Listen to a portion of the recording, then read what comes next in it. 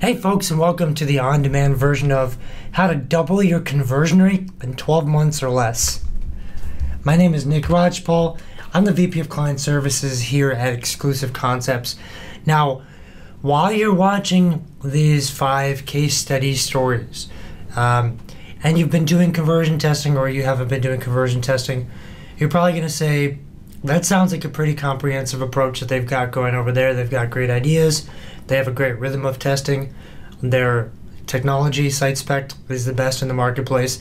And their prices, wow, they're really low. How can I get in touch with them and what can they do for me? You write to sales@exclusiveconcepts.com and I will be in a meeting with you to basically review what you're doing right now, what opportunities might exist for you, and see whether or not our approach is going to sit well on top of your approach. So look forward to that. I'm joined here by Mr. Chris Charczuk, our conversion manager. Hello, sir. Hi. Chris, you've got this image here that is a representation of your exclusive concept story, the reason why you are here and the reason you do what you do. Yeah, so this is a photo I took while doing my internship after college at a small company out of Omaha. Ran live sound for events, was assistant manager for rental gear, but the big thing for me was being the interim online sales manager. Gave me an insight into what they were doing and how far they had to go to compete with some of the other larger companies that were out there selling the same type of gear they were. This was a great company. Every single employee through the owner, I had a great time there for 3 months, and it really makes you want to help other companies that are of that same size to improve. So this kind of led me towards the path of working and expanding on that online sales side and led me into conversion testing. Awesome. Chris and I both work here at Exclusive Concepts. Exclusive Concepts was established back in 1997. Since 2008, we've been on the Inc. 5000. We've been growing pretty steady.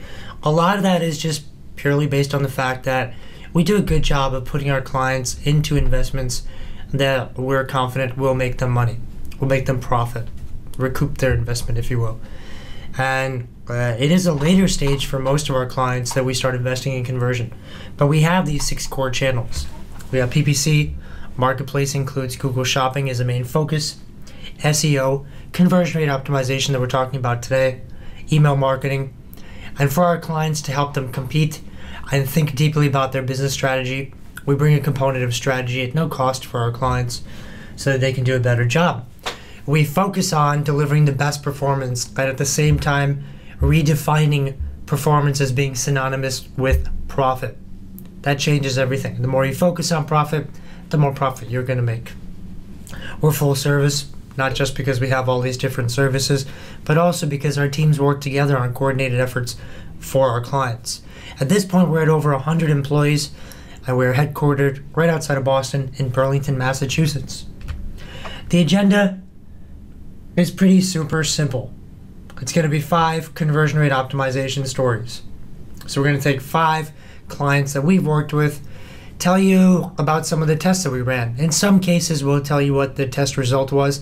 In other cases, we won't. Keep in mind, any test idea has the possibility of failing because it's different users, different markets, different price points, you name it. We could probably go on for quite some time with half a dozen to a dozen reasons why these tests would skew towards loss or win, which is why we encourage our clients to test. If they lose with a test, then we shut it off and they never have to live with that loss. If it wins, then things go up. In other words, you only commit to things that go in the upward direction. We're going to start off here with a poll that we asked the live audience. We said, how are you doing conversion optimization right now? Now, there was a spectrum of answers, but the most popular answer at this point was, I'm not. So we start off with one case of an aviation store that we work with very closely and the type of tests that we ran. The first test was based on identifying that this client had something very special going on in their business model that would allow them to cater to one of their 4 segments that they at that point were catering to. And our job was to try to figure out whether or not we could strip out those other 3 segments and focus more purely on this one segment and find a message that connects well, leading into a user experience that connects well with that one segment. And it was a major shift in what we call an X factor. The competitors were targeting these other segments, but not our client. So we were able to get rid of these highly competitive, saturated segments, focus in, we reduced targets, and we added more message clarity. Testing that to make sure it was an okay thing to do allowed us to take the next 20 steps into optimizing towards that X factor. Making a change to your X factor. What your business was made for, the gap in the marketplace that you are exploiting. It has to be a pervasive concept. It has to be something that you take all the way. So by doing these introduction tests and getting a pulse of whether or not people will be okay when you turn your business 180 degrees into a different direction, that initial test is going to help us project whether or not all that change that we're going to wield over the next several years is going to pay out. And luckily for this client, it really did. We figured something out under the ruse and the shadows of testing that competitors couldn't even identify that we were testing. We found a secret to take over the market. Yeah, so this is a good start here. This is one of the first stores we ran this type of test with, where you have a lot of visits that will come in, add something to their cart, and abandon. And there's all kinds of abandonment tools out there, but a lot of stores have a large percentage of their revenue coming from repeat visits. These are people who aren't buying in one visit, coming in, clicking add to cart, and going through. They're adding something, maybe thinking about it, coming back the next day, looking at it again. Even when you look in your Google Analytics as far as number of days for transactions, yes, a lot of them are on the first visit or the first day, but there's a large percentage that come back. So what we wanted to do was make sure that these people were coming back to the site and had already added things to their cart from a previous visit, were reminded that their cart is saved. Everything that they had shopped for on their previous visit is still there and waiting for them to finalize. So we messaged these types of messages when they come back in to the store, just so that we could get them right back into that checkout mode and that buying mode. And this has been effective for a number of different stores. Yeah, and for this client, it was just a great idea, because the client has over $1 billion in inventory. They have a lot of different products.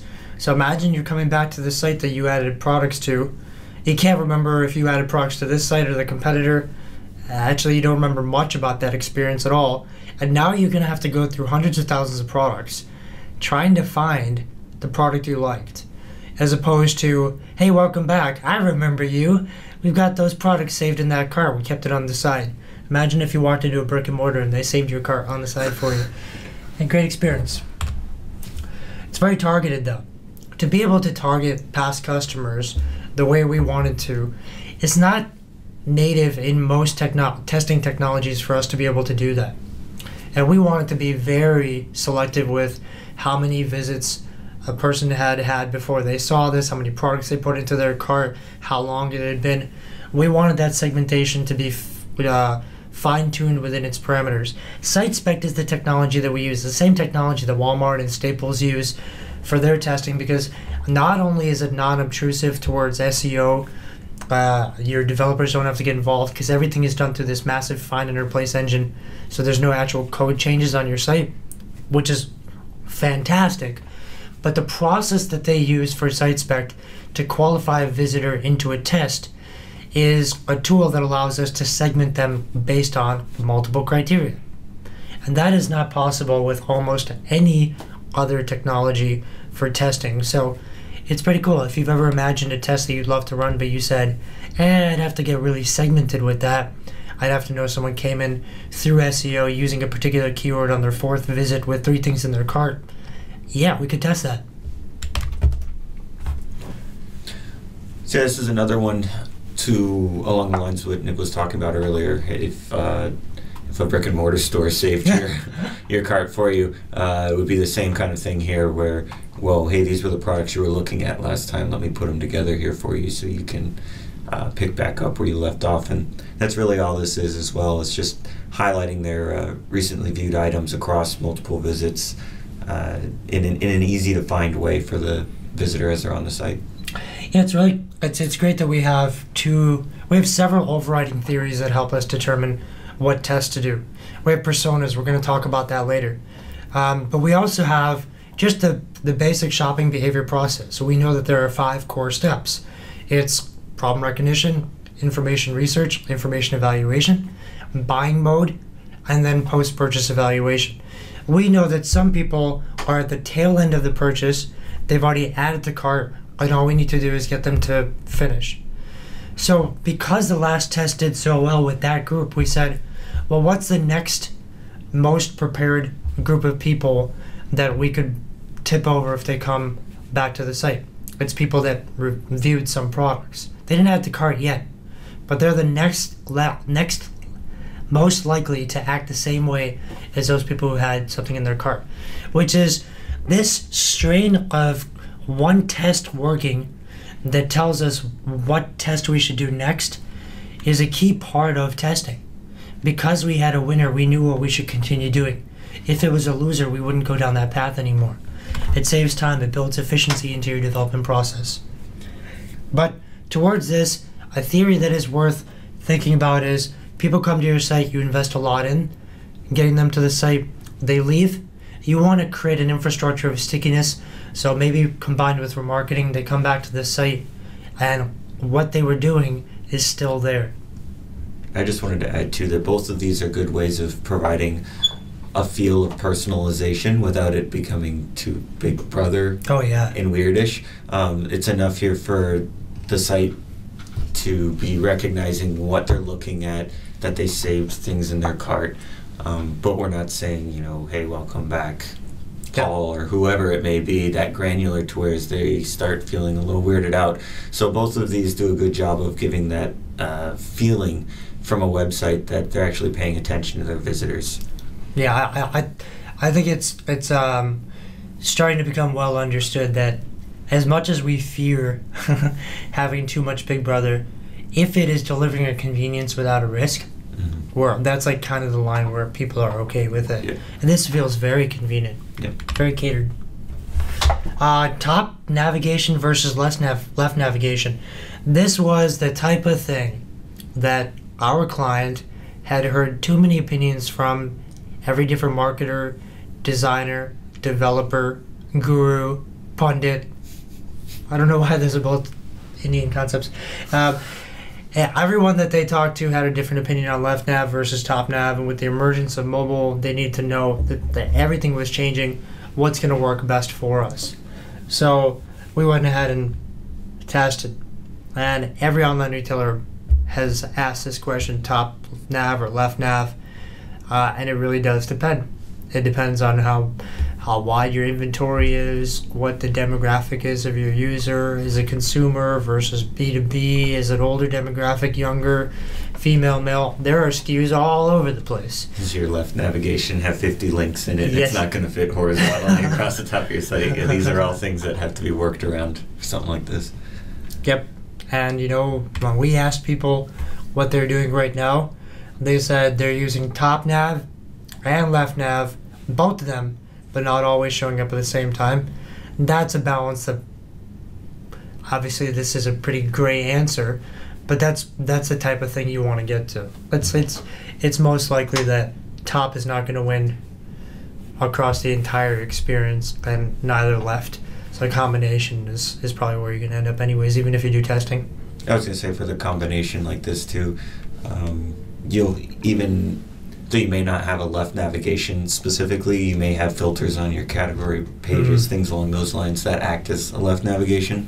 So I think that's where this both but not always kind of thing. Yeah. And we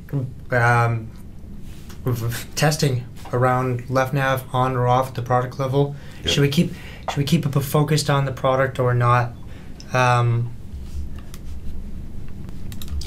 But yes, as Google is laying out their requirements for what mobile should have, the filter systems, and we know that now Google just released very recently. We're recording this on 5/7. They released that earlier this week. Mobile traffic on Google search has finally surpassed everything else. So now you need to start thinking about your navigation in a totally different way. Stay tuned for a lot more on that. So this, definitely one of my favorite tests. A lot of people have images on their home page, and they sometimes get advice that those sliders on their homepage should be removed, that testing has shown over and over again that no matter what, those images should be removed. They're wrong. It's not, it is not 100%. There is no right answer across the board. For this client, they're right.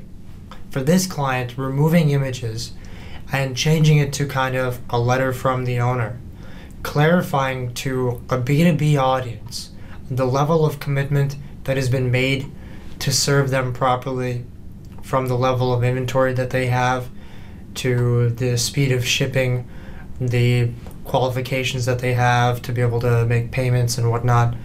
All of that was worth giving prominence to on the homepage because it changes the tone of the entire experience from that point on, the lifetime value experience for these users. Doesn't mean that for a more browsing-like website that you couldn't have kickers that incite a response that otherwise was not there. You building momentum through sales or hot new products or lookbooks, something that takes them from 20% excitement to 80% excitement. So there definitely is a part of the science reserved for images doing really well. Yeah, I also thought it was interesting that this was a test, to Nick's point, that came out of, as you mentioned, this is more of a methodical, needs-based site. You're coming into the site, you work at an airport, you own a plane, you need some parts, you come into the site with those needs and you go find them. The rotating banner feature is really good if upkept and swapped out regularly, and maybe it's a little bit more of a spontaneous browsing type shopping experience. And this is much more of a needs-based, and they were only updating their rotating feature area every so often, maybe once, twice a month. The other thing that's interesting about this test is that it was run in a couple of stages. There was a lot of conversation around, well, should we have the rotating banner be smaller? Should it be bigger? Should we break out the slides in it into static images? And after talking about it for 15 minutes and coming up with 5-6 different ways of presenting these images, we finally said, well, what if we just hide it and see what happens? If hiding it works, then we don't need to test all of these different permutations of these images. If we can show that not having these images doesn't impact anything or is better, then why spend the time needed to come up with all these different variations and run it? So that was what ended up winning, and then we came back with a follow-up around the messaging. So this was something, again, to Nick's point, we tried something, it worked, we continued down the path, and we optimized a few times to get to where we felt was a good stopping point before shifting elsewhere. Yeah, awesome. And I keep in mind, well, there's always been discussion around bounce rate and what it means. In many ways, it's this field of alienation. It's trying to understand what are we doing currently that is alienating people, that is not meeting the common need. And something like this, unfortunately, when someone is coming to the site with a very clear need, this is just a distraction. But for others, we know that it can be really helpful. But keep in mind that the challenge here is there are too many opinions. So many opinions out there on what you should do for left nav, top nav, images on the home page, no images. You test these things, and what you get out of it is not just a better performing site. You learn something about your users, something that's critical that can be taken into future tests. With this going back to the concept of alienation, we're bringing a lot of people in to the website from Google Shopping, which means they're entering directly into the product page. Now, if they come to the product page and they do not love the product for some reason, maybe in the Google Shopping ad we couldn't represent how many reviews there were or something like that, they don't love the product, giving them alternates so that they don't need to bounce. That part of the experience is important for us to always try to understand. So just like on the home page, we stopped turning people away by focusing on things that were irrelevant to them. Here, if they found the product to be irrelevant, we gave them options. So this was done in a very tasteful, creative way. Instead of creating new code or mapping new things to the catalog, we reformatted the breadcrumbs to be seen as shopper-related categories in reverse order. Yep. Which was actually the main takeaway here. Regardless of the alienation concept, which is important, if you're going to do a test and you have a great idea, thinking about how to execute that in a cost-effective way is something that is a challenge for us. We don't want our clients to spend more money or create an unscalable win for their testing. So we're trying to find ways to make sure that we accomplish something that needs to be accomplished in a way that is scalable and low cost. And just as a reflection of these few changes that we did, we've done many more tests for this client. We just brought a few ones to kind of highlight the testing ideas that are important here. Their per visit value, February 2014 to February 2015, went up nearly 25%. Yep. Which, just think about how happy the PPC team is. Their acceptable cost per acquisition can be so much higher. They can go after more general terms, get more aggressive, triple the traffic numbers because they don't have to live in the mid-tail. Everything changes. And competition just sits there wondering what happened. We asked everyone in the live presentation, if you could test any one of those that we just tested, which one would you want to test? The recently viewed widget is the one that they were most excited about. The car reminder was second most popular. And it's a good thing because we're going to talk about Chris is on the conversion booster team at Exclusive Concepts. Exclusive Concepts is a marketing company that has services like Conversion Booster, and because it's a marketing service, it's something that we're doing ad hoc work for our clients. Hope that's clear.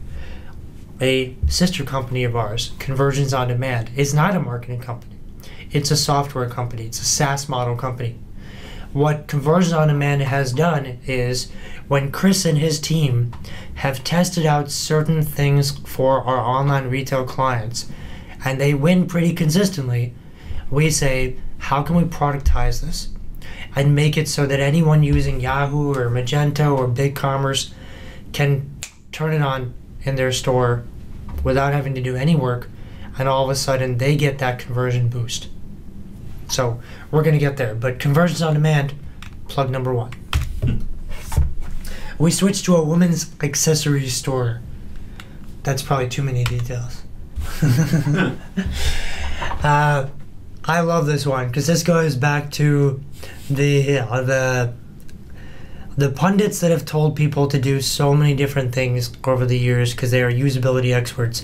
Mostly when we talk to people who say they've done conversion optimization, what they mean is they sat down with a conversion expert for a few hours and they give a bunch of ideas and they implemented all of them.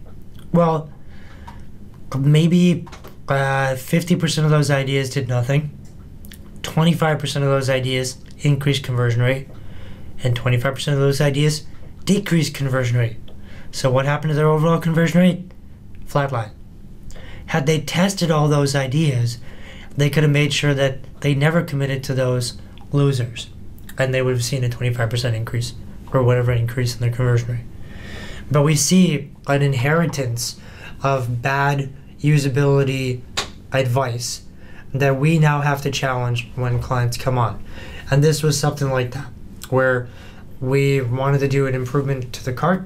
we wanted to change the trust messaging, and unfortunately there was a face that was designed into the trust message, looking down at the trust message, which was definitely compelling to look at the trust message, but not so compelling to look at the add to cart or continue cart completion. Yeah, this was one where it was actually on the checkout page in the left-hand side, right above the trust messaging, and just removing that face helped focus on the process of checking out and filling in their credit card information. That's awesome. It's a very creative idea, though. But people can be wrong. Yes, people can be very wrong. We can be wrong. We can come up with test ideas, and they can fail. And that is why we add science to human nature. It's that's what conversion optimization is actually supposed to be about. It's not about conversion ideas, and nor is it purely about conversion testing. It's a combination. It's great ideas tested and accepting that some of them are going to lose. But if you are just implementing great ideas blindly, wholesale, just keep in mind you are also implementing losers, and they are offsetting your winners.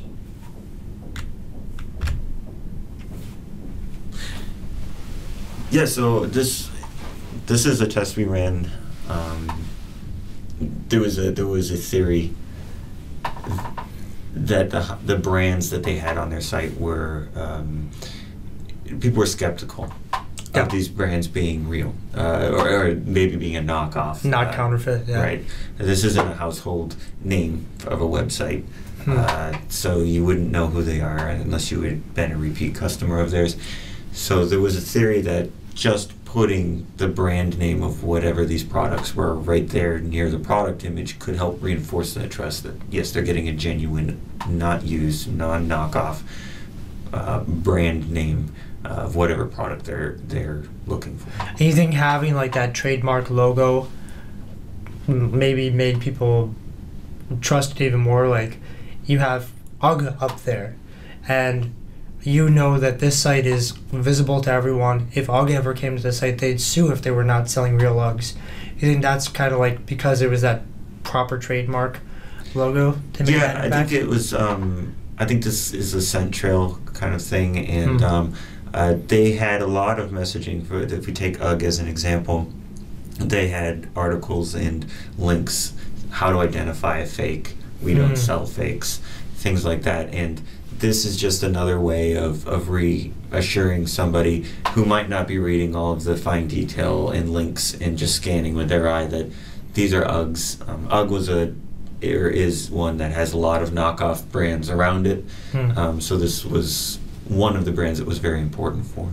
Yeah, and I think it's frustrating for a lot of online retailers that are selling luxury brands at a slightly lower price than competition. Because why do you have it at a lower price if it's not a fake? But co-branding, it's not necessary or a rule, but in some cases, it's the type of thing that solves a gap in the process. During buying mode, people think about trust a lot. And if we know that we're bringing people into buying mode, but they're abandoning cart, why are they abandoning cart? Why are they not completing? What would make them calm and relaxed and ready to buy with confidence? We continued to do testing on the product page, and we started to have a theory that if the product imagery matched the variable selection, that would help. So if you're looking at a purse and you get it in blue, the image should be blue. If you implement something like this, let's say you have 10,000 products, you try to implement this on all your products, you're going to have a 6-month rollout.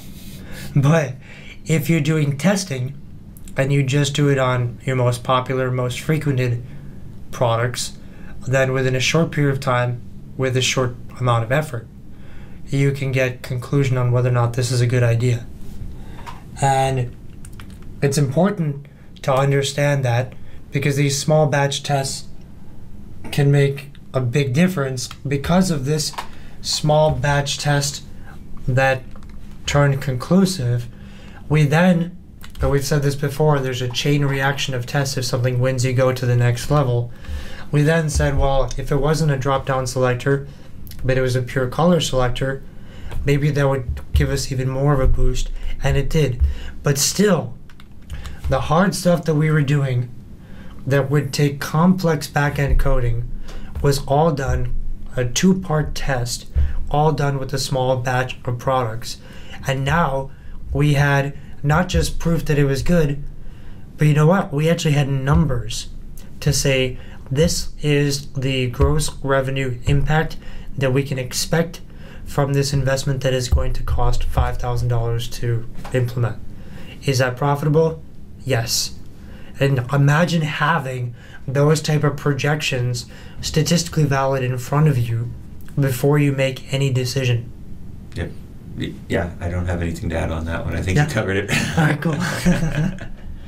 I really enjoyed this part of the webinar. Chris and I both just sat there quietly while we allowed people to type in into the questions box all the different ideas that they have about the type of things that they'd want to test. And what was good was, I think it reflected a lot of internalization, because almost every idea that was shared was something that we just mentioned within the first 20 minutes of the presentation. So hopefully you guys are internalizing this and thinking about your business as well. We continue with the women's accessory store. This was a test with a story, right? This was kind of an awkward situation. Yeah, this was me putting my foot in my mouth. So there's a couple things, I guess, that happened with this campaign. One is, as Nick said, you get multiple opinions. I've been testing for a long time, and the client said they wanted to brush up their messaging in their header. It was in the same location, the same messaging. All we did was make it a little bit bigger and create a little bit more spacing between the search bar and that messaging.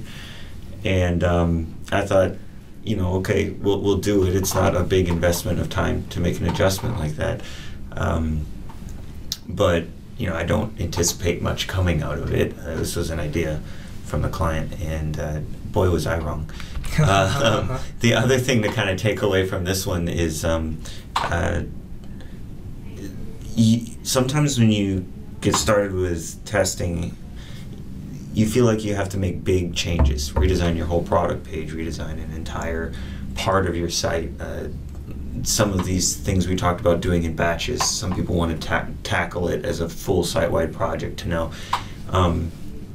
This is the kind of test where just not even new messaging. This was the kind of thing where we talked about for 5 minutes, identified it. The mocks took a couple of minutes to just make them bigger and move it over, and then create the test in probably an hour with some QA. And it led to higher results than some of the campaigns where we were spending, 10 to 20 hours of development time figuring something out, and then nothing happened. So everyone seems to want to go big with their testing, but really what we're looking for is impacting the visitor behavior, and in this case, making those messages larger and creating more separation, had more visitors see them. It's a very small change. It didn't need to be big in order to cause a big impact on behavior. We often boil down our testing to layout or messaging or usability. Usability is like navigation, things like that. Layout is how the elements are laid out on a page, what's prominent, what's not. But messaging is so incredibly important, and what's interesting here is that's pretty much the message for the website, and now we made it more prominent, and it just proves that 1/3 of the science, which is actually simple to do, has such a great impact. Just like for the aviation client, we saved your cart for you for this client as well. We knew people were browsing on the website. We knew that they had some interest in products. When they came back, we hoped that we could up their interest a little bit more by starting off with, hey, you really liked these. People don't remember how much they liked a product when they added it to the cart. Their assumption is they must have liked it a lot. So that's good. That's a great starting point for when someone enters in the first moment they enter back into the site. And as a result of having that win quite a few times, for conversions on demand, we started to mention this earlier, if you go to conversionsondemand.com right now, you can actually install this product in two formats. One that has a drop down that says, "Welcome back, we saved your cart," and that's customizable. Another one which is more of a light box approach. It's a free trial. It's really amazing stuff. When we tested this for our aviation client, for anyone who's been doing testing in the past, you know that when you have like a slight impact on a test, you need tons of traffic. If you have a high impact, you don't need a lot of traffic at all. This test only took 1,500 visits, 500, 500, and 500 for the control, an A and a B. So 2 different tests against the control, 1,500 clicks, we already had a winner. For a test that doesn't have a lot of impact, that number would have been 150,000. That's how much impact this had. So I think you should try for your site.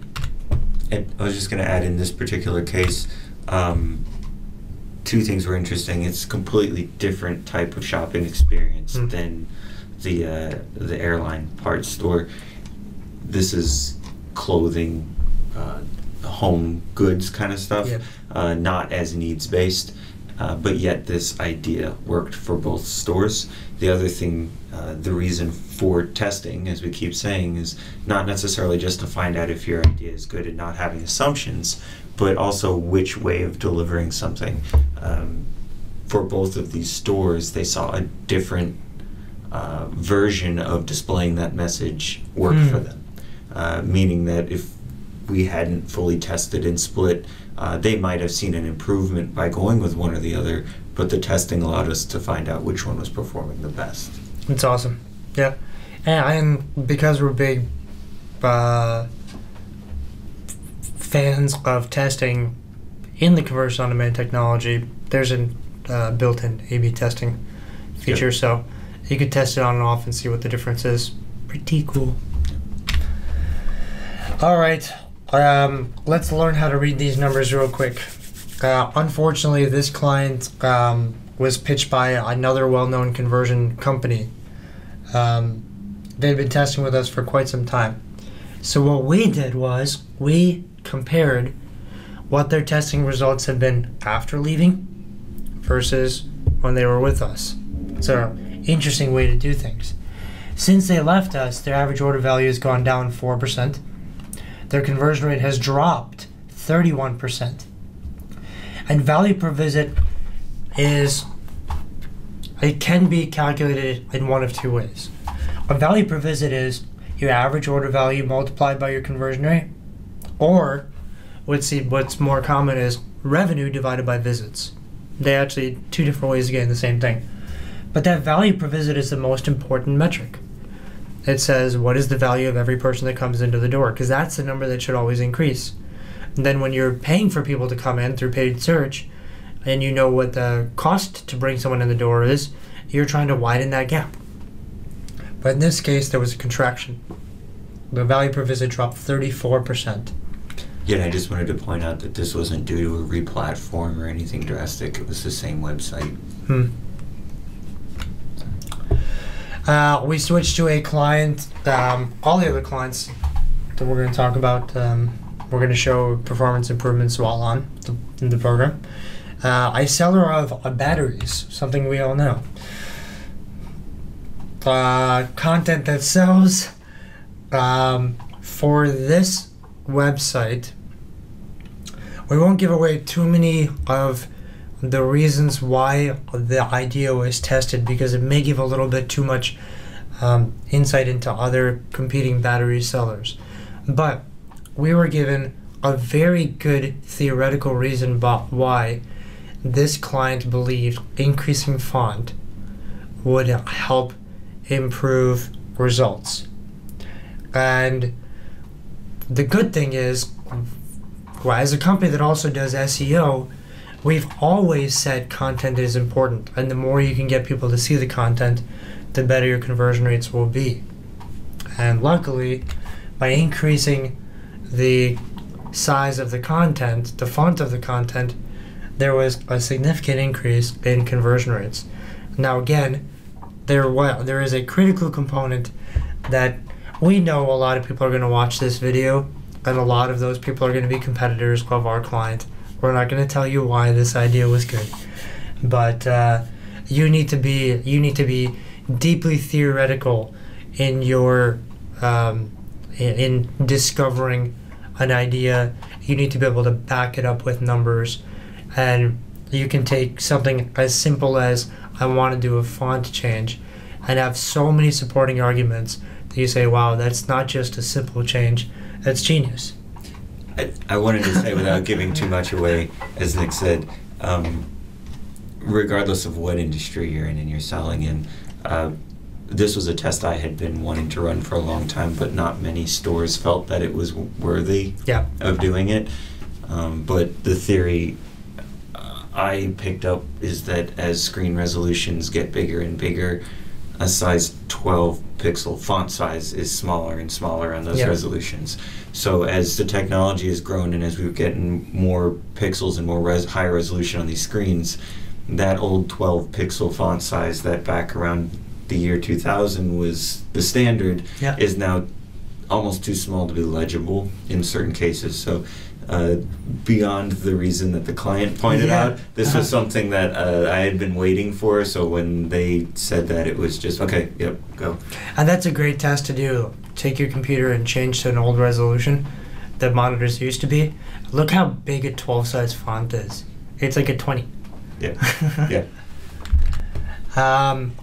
Matching products.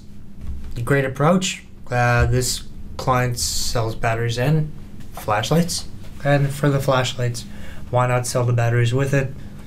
Something that was tested in a small batch. Again, complex. Just like when we were talking about the color swatch test. You don't want to create this for every single product right off the bat. We created a few rules of what flashlights we wanted to look for using regex in site spec, so or regular expressions. So we didn't actually need to code anything into any worksheets or anything like that. It was, if you find these keywords within the title of the flashlight, then show these batteries. Again, something that can only be done with our technology, and something that should be done in a small batch, verified, validated, use a metric to determine what the actual revenue impact is going to be, and compare it against any cost to see whether or not you want to roll it out.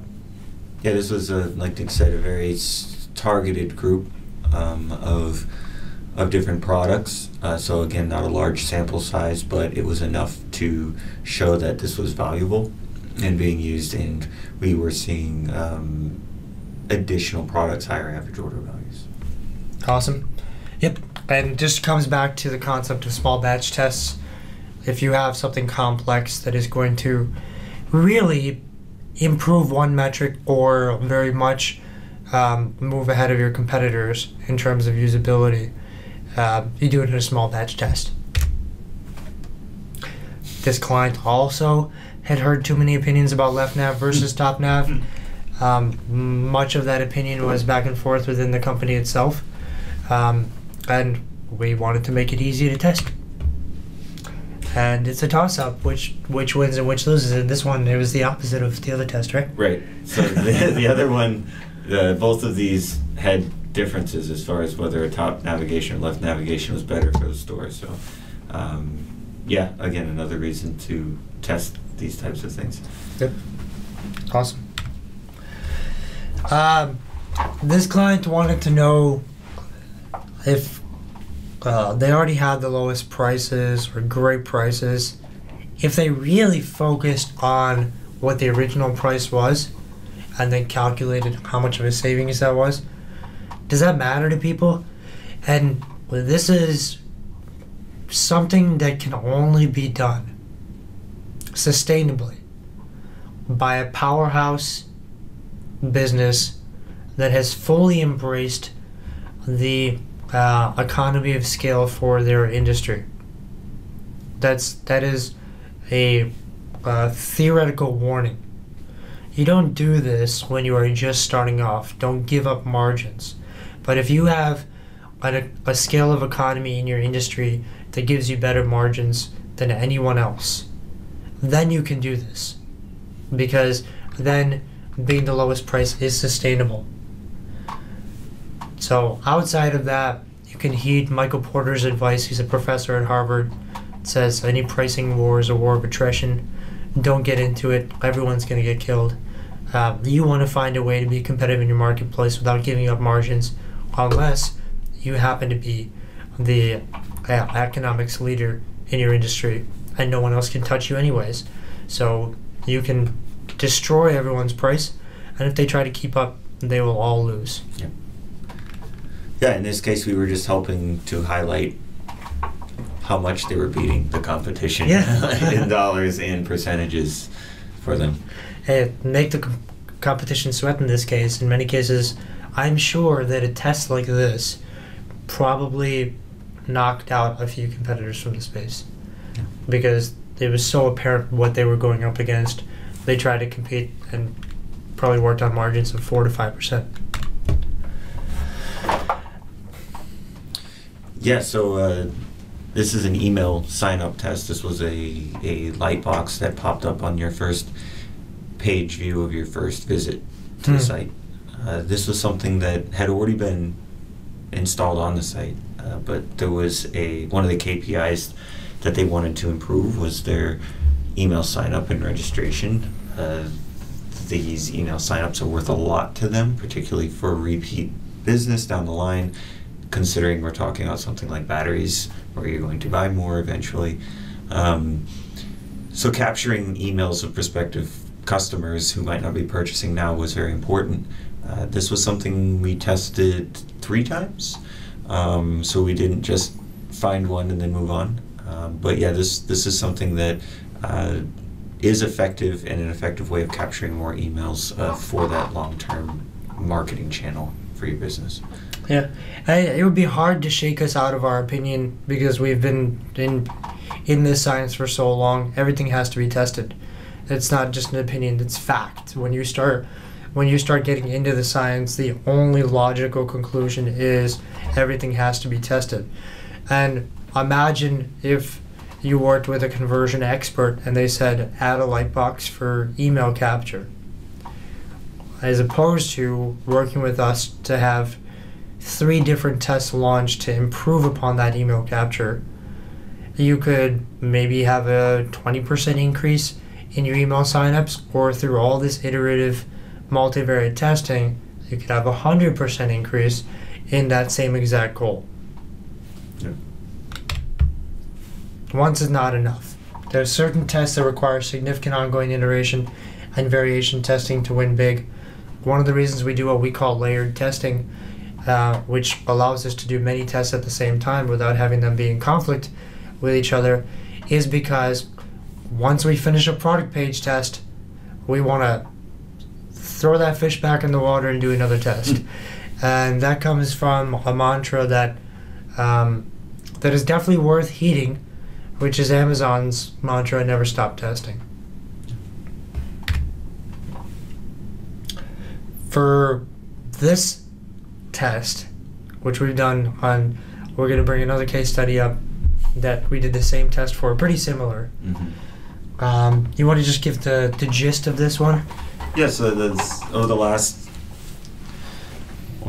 5 to 10 years, there's been a big push for a best practice of enclosing your cart and checkout so that there's no navigation options, there's fewer distractions. And this is a store that didn't have a top navigation on their cart page. And with it being a needs-based, methodical type of product they were selling, we thought that providing a clear way of navigating could be an effective way for people to add multiple items to their cart. It's way more effective than using a keep shopping button where you don't know if you're going back to the product, the home page, or where am I going when I click this button. So that's the gist and the reasons for running the test. Yeah, and keep in mind, a lot of these tests, and this is the first time we're going to re-emphasize this really, we said it way in the beginning, a lot of the tests that we're bringing up actually lost. It's not 100%. Wise people will argue on such changes, and they're right to argue, but it's most important that you only commit to winners that have been tested. For this client, using some off-peak data, transactions have increased by 8.52%. Conversion rate has increased by 22.72%. Okay, we move on to a wedding favor store. There was a lot of theory behind the tests that we ran. We wanted to understand the use case of this website. And one of the things we thought was, someone's buying wedding favors, how many times have they done that before? Most people, they've never done it before. Do they have any brand affinity? No. Do they know how to use your navigation yet? No. Do they even know what they want? No. So let them come to this site with the most minimal amount of thoughts in their head and drop it into a search bar and see where it takes them. Let them take whatever they have right now and start an experience. So we wanted to, for them, emphasize a search bar.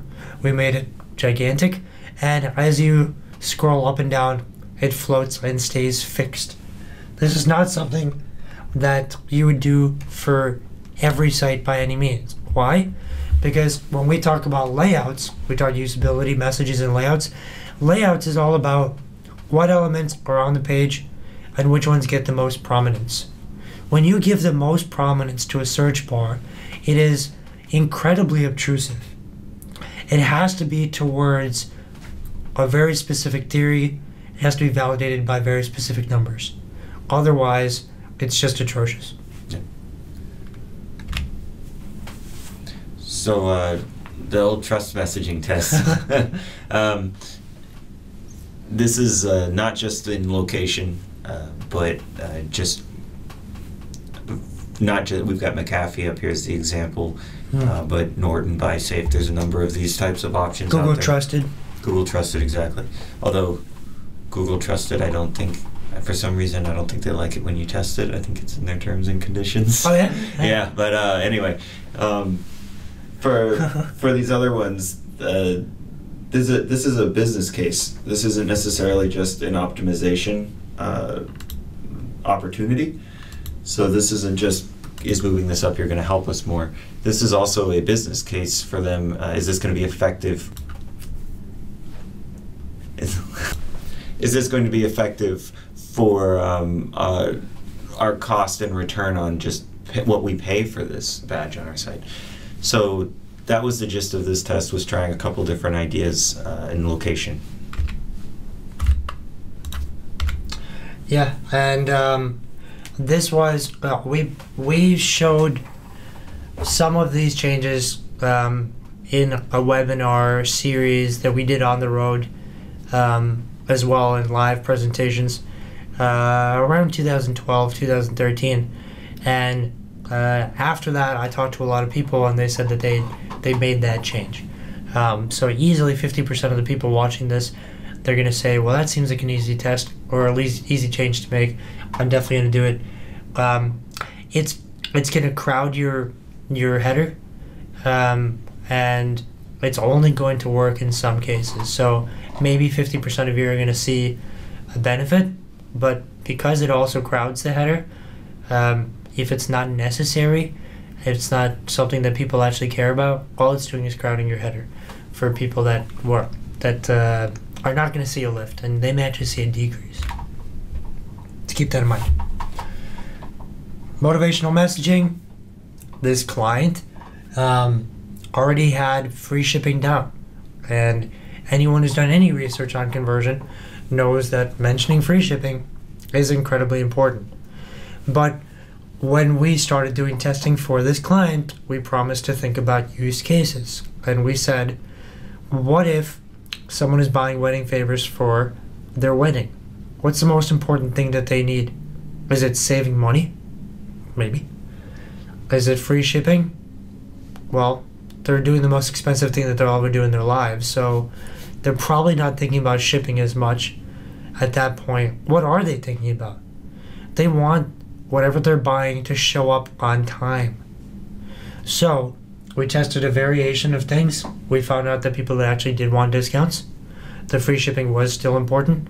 But yes, knowing that they were going to get their wedding favors in time for their wedding was a very important thing to message in there. Yep. This is also, we didn't just make up a 20% off over 100. These were offers that they already were running. We were just highlighting and reiterating them in this location. Yep. By putting something next to the add to cart, it's like the last few things that a salesperson tells you before you give them the credit card. They should be smart. Yep. But be aware, test to understand what your visitors actually care about, not just what you think they care about. We were able to take this information and allow it to permeate a lot of other marketing once we knew that there was a time sensitivity that was being underappreciated by competition. I'm smiling because I'm running another test right now live on a site that is around messaging on the checkout page, and the assumption was that free shipping or coupons or discounts can help drive. But actually what we're seeing now is that their return policy is the thing that seems to be the most motivating message of all of them. So again, to Nick's point, not just where you're putting these messages, but which ones actually are moving the needle the most is very important. Yeah, and thanks for the segue. We asked people, what do you think matters the most to your customers? And still people said shipping price. But they're probably right. Yeah. But the question is, if you are ubiquitous in the marketplace because everyone has the same shipping price, how are you going to close more deals than your competitors? You need to figure out what the next most important thing is. And Chris's assertion on the live webinar was probably the most important emerging need is a return policy. Yeah, particularly for things that clothing, home goods, like anything where once you get it, you're not sure that it's fitting into the decor you had envisioned. Yep. A clear return policy can be very effective. Yeah. Same day shipping is incredibly effective too. Yes. So we kept going. Now for this client, they were using a related items technology that was manipulable. You could actually change the parameters through which the related items would show. Most related items algorithms will say, based on the product you're looking at, the most common other products that people have seen are these. That means they're tracking data. If they're not tracking data, even more rudimentary is just showing from the same category that product's in, the top 3 products that would show in that category anyways. So it's just the same structures. If you clicked in the category, the first, second, and third products you would normally see, those are the ones showing. So you have very basic based on category, a little bit more in terms of an algorithm would be based on past history associated with that product. What we did for this client was test an even more refined algorithm was the keyword that was typed in to come to the website plus the product they were looking at, what other products are relevant.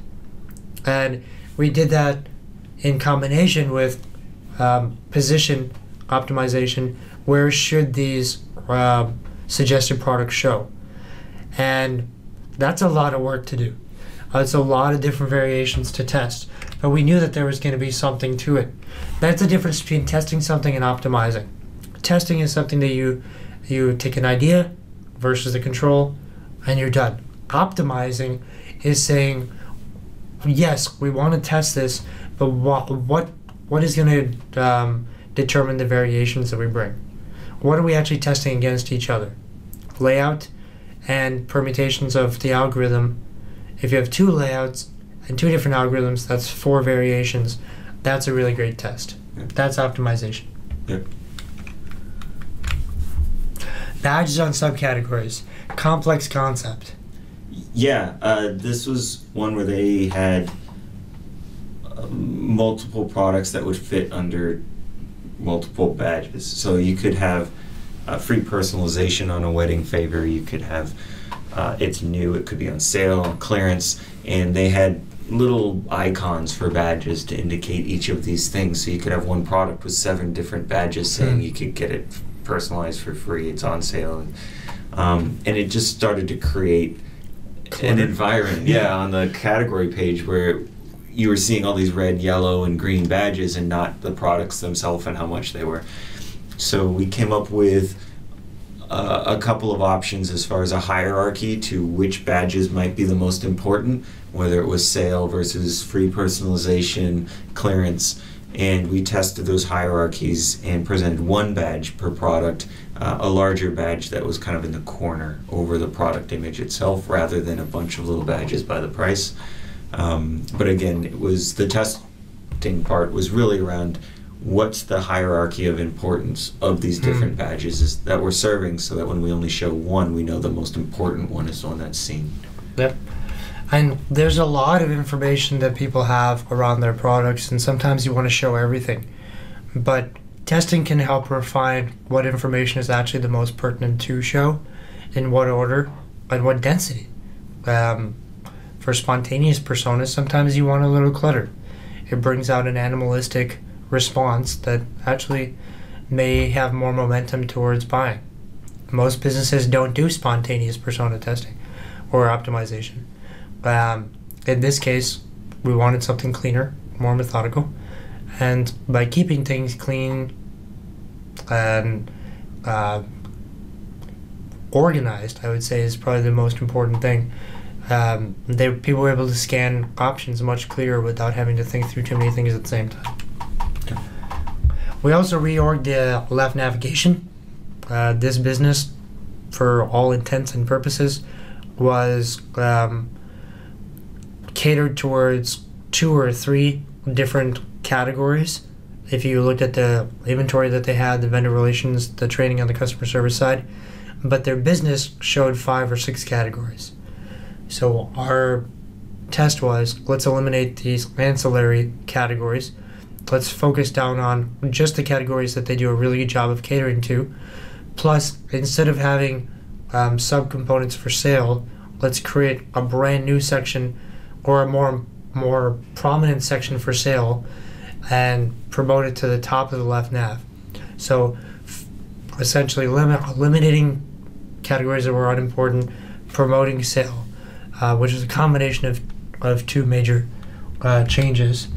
And those big changes were scary for the client because they didn't want to miss out on opportunity. But I'll go back to Michael Porter, who also says that strategy is about saying no more than saying yes. You need to know who you're not catering to do a better job of catering to the people you are trying to cater to. Yep. And for this client, for some of the tests that we ran, we wanted to show you what the results were. The motivational messaging, that was under the add to cart, the 20% off and how many days to ship. Revenue per visit or value per visit lift, 8% nearly. The cross sells, the algorithm that we did with the positioning, 32%. So if they were a $3 million business, after this test, they were a $4 million business for a $2,000 test. Floating search, another 33% lift. And for modifying the left nav to be much truer to what they actually did a great job with, and promoting sale as a great place for people to go start their search, 27% increase in revenue per visit. Yep. So, great job, Chris and his team. It's phenomenal stuff. Our last case study is of a client that focuses on selling fraternity and sorority clothing. And they were one of our first clients. We started testing back in 2006 on Google Optimizer. And then by 2008, we had tested out Adobe and a few other testing solutions and settled on site spec and started to bring it to our clients, not just to test their cart, which is what we were doing on Google Optimizer, but now on the entire site. And this client was one of our first clients. And we looked at the home page and said, what big test idea we wanted to do something that would have a huge difference in approach. What's a big testing idea? And the idea was, well, there's so many elements on this page and so many navigational changes. What if we scrapped everything? And all we did on the home page was ask people to say, are you searching fraternity or sorority? We even put a drop down in there so they could choose their fraternity or sorority and go to that page. This had a 60% increase in conversion rates for homepage visitors. It's a scary test to do. It was wholesale, but it had strong theory, and most importantly, it was a phantom page being tested over the real page. If it failed, we could turn it off. Yeah, so this is a buying mode test. So this particular site had a light box that would pop up after you clicked add to cart. It would show you the item that was added to the cart, ask you if you wanted to keep shopping or view your cart. Again, rather than testing should we show related products or categories in the light box, similar to the airline parts homepage around the rotating banner, we tested, well, let's just send them right to the cart instead of showing this light box and see how that performs. So again, very simple concept, very quick test to create. Yeah, and in many ways, we want to make sure that we streamline the experience. Theoretically, that made perfect sense. What did we see? Increasing conversion rates, decrease in items per order, which means while sending people directly to the cart helped us close business faster, we weren't giving people an option on how to get back to look for more products, which is why, just like the other site where we tested the navigation in the cart, we tried it with this client as well. And for visitors that were now finding themselves in the cart that wanted to go back for more, they had an easy way of doing that. So now we increase conversion rates while maintaining and preserving items per order. Yep. Sometimes you need to combine two different tests together to get the right impact that you're trying to go after. Had we said that the first test was a failure because conversion rate went up but items per order went down, and just decided to not go with it without having a second step solution, then they would have missed out on this overall improvement that we got. Savings messaging. This is similar to the earlier example on the battery site. Yep. The difference with this one is that the price was in an odd location, so to speak, outside of the realm of norm, up in the top right side, rather than kind of in line next to the product and the add to cart button. But again, this was another test around just messaging the price. Yep. But we'll always choose wisely if you're going to go down that path of savings. We've talked about this before. This is not a recommendation unless your business model has absorbed some type of competitive means by which it can sustain a pricing war and essentially have more resources to win that pricing war, because everyone else is going to get hurt by it. This client has acknowledged that the future of web experience and shopping is on mobile, and allows us through SiteSpect, because we can do mobile testing on SiteSpect separately, to start focusing more on improving mobile conversion rate. Yeah. Now, this was actually not an add to cart that we tested, right? Yeah, this was on the cart page. We tested different variations of the checkout button and buttons, plural. So make them more prominent, more centered above the fold.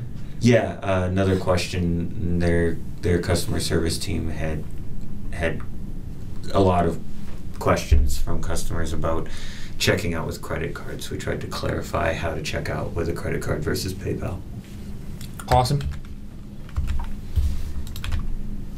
Yeah, and it is mobile time. All the trends have changed. 25% of Americans only access the internet through their mobile phone. PCs may go by the way of the VHS tape one day. In the meanwhile, you need to cater to both sides of the science. Another test that we did for mobile was we wanted to, it's probably a mix between simplify through iconization and gamify the experience. So when people came to a category page for a particular fraternity, they could click on an icon that would take them to the subcategory of products relevant to that fraternity.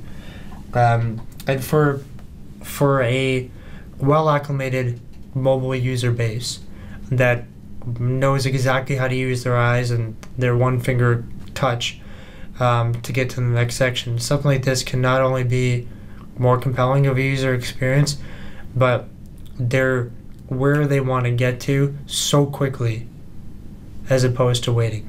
Yeah. So if you've been watching other case study videos that we've been doing, we did one for SEO, one for Google Shopping, one for PPC, we're doing one for email soon. We've talked about mobile in every single one of them. And the thing that we've stressed is you need to accept that mobile is not a clone of PC. They have different users, different use cases, and different user experiences. And that's what you need to recognize: users, use cases, user experiences. So while you may not be able to change the users that much, and it takes time to change the user experiences, your job is to really deeply understand the use cases, because that will improve everything. So we asked the entire audience, is mobile testing the key to maintaining conversion rates in the future as the traffic to your site goes from 100% PC several years ago to 60% mobile by next year? And 100% of people asked said yes. Because this is the only case study that we did purely mobile focus on, we wanted to show the results. Q1 2015 to Q1 2014, year-over-year result of 67% increase in conversion rates.